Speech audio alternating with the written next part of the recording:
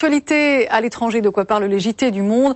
La chaîne Al Jazeera fait le point sur la situation au Tchad. 2000 soldats français stationnent à N'Djamena. Sur Sky News, une femme de soldat tient son journal de bord. C'est le JT des JT signé Molantigna et Noël de Préto.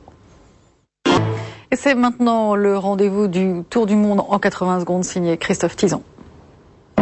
Retour en France avec la journée d'action dans la fonction publique. 4 syndicats ont appelé à manifester contre les 35 heures et les 41 années de cotisation retraite. C'est des manifestations dans les grandes villes de France, Marseille, Lyon, Grenoble, Nice. Pour une mise en bouche, quelques points de vue recueillis dans les cortèges par Elisabeth Chaffard.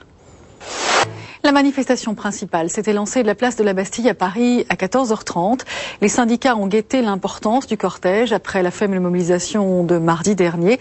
Pas mieux, cette semaine, la police annonce 18 000 participants, les syndicats 55 000 personnes. Le point avec ce reportage d'Hélène Bonduel et Marc Fauchou.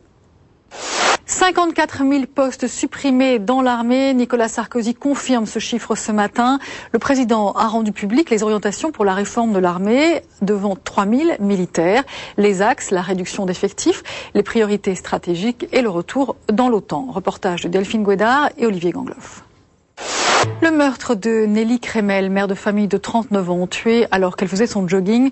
Ce meurtre a rapporté 20 € aux auteurs. Le procureur a requis la perpétuité contre les 2 tueurs présumés, dont une peine de sûreté à l'encontre de Patrick Gâteau. Le reportage de Jean-Michel Fauveau et Mélanie d'Alsace. Les langues régionales auront-elles le droit de citer dans les institutions françaises? Oui, ont répondu les députés la semaine dernière. Dans le cadre des modifications de la Constitution, non, hurlent les académiciens. Ils estiment que cette disposition ruinerait l'identité nationale. Regardez ce sujet de Jean-Michel Descazes et Emmanuel Goubert pour mieux saisir tous les enjeux. Fin de ce JT, vous retrouvez les invités de Michel Denisot ce soir pour le Grand Journal qui sont Vicente Lissarazu, Alessandra Bianchi, Daniel Picouli, François Rollin, Christophe le chanteur, Dominique Farrugia, Vincent Lindon et Virginie Ledoyen. Je vous souhaite une très bonne soirée, un très bon match sans doute. À demain 18h45. Ciao.